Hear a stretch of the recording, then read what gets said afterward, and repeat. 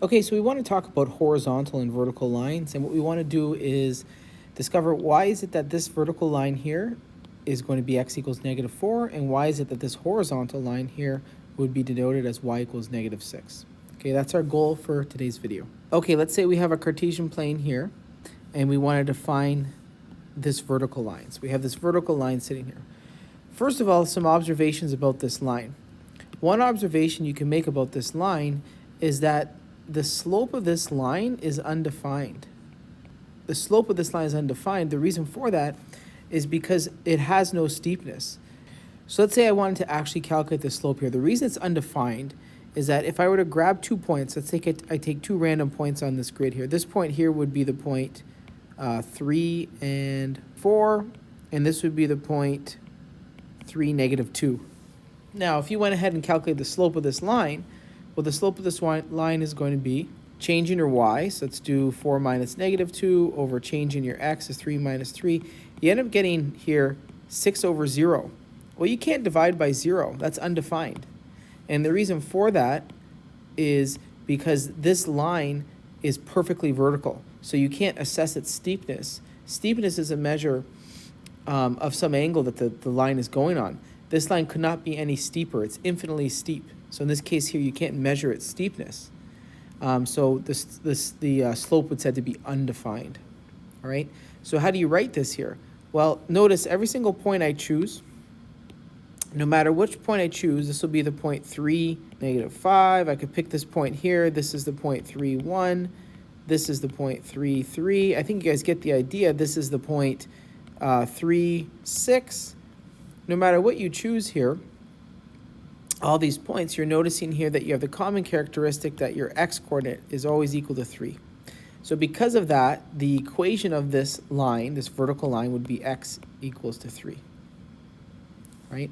If we extend that idea to any other vertical line, let's say you got a vertical line here. This point is the point -5, 0. And every single point on this line is going to be -5 and some other coordinate. -5 and some other coordinate. So therefore, the equation of this line here would be x equals -5. Likewise, if I drew a line even down the origin, down the y-axis here. Likewise, if I drew a line down the y-axis, the equation of this line would be x equals to 0. So you have this idea that all these vertical lines are always going to be, as soon as you see a vertical line, you should think x equals to what? Where does it cross the x-axis? In this case, it crosses at 3, crosses at 0, crosses at -5. So x is 3, x is 0, and x is -5. Okay, let's take a look at horizontal lines. So let's draw ourselves a horizontal line here. All right, we've got ourselves a horizontal line, and I want to find the equation of this line. Now let's do the same idea. So this is the point 2, 5.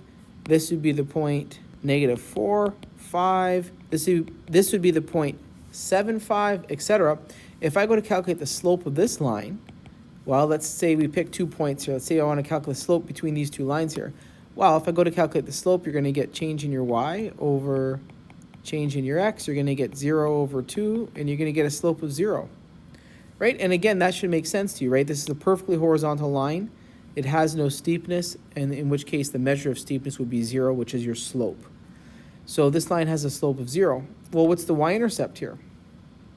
I want to find the equation of this line. This is y equals mx plus b. I just found out that the slope was 0. What's the y-intercept? Well, as you can see here, the y-coordinate is 5 all the way across. In particular, the y-coordinate is going to be equal to, at this point, is going to be 0, 5. So therefore, my b value, i.e. my y-intercept, is 5. So obviously, the 0 is going to cancel off the x, and you get y equals 5. So that means that anytime you have a horizontal line, as you know, the slope of that line is 0, but even more so, the equation of a horizontal line is always going to be y equals to. Y equals to what? Y equals to where it crosses the y-axis this time. Where does this one cross the y-axis? This is going to cross the y-axis at -3. As this point here is 0, -3. And you can continue on in this way. So let's try another one here, another horizontal line, right? Draw yourself this horizontal line here. As soon as I see a horizontal line, I know it's going to be y equals to. Y equals to what? This will be y equals to 2 this time. So make the difference between these two. Horizontal lines, i.e. lines that are perfectly flat, have slopes that are 0, and they're always going to be y equals 2.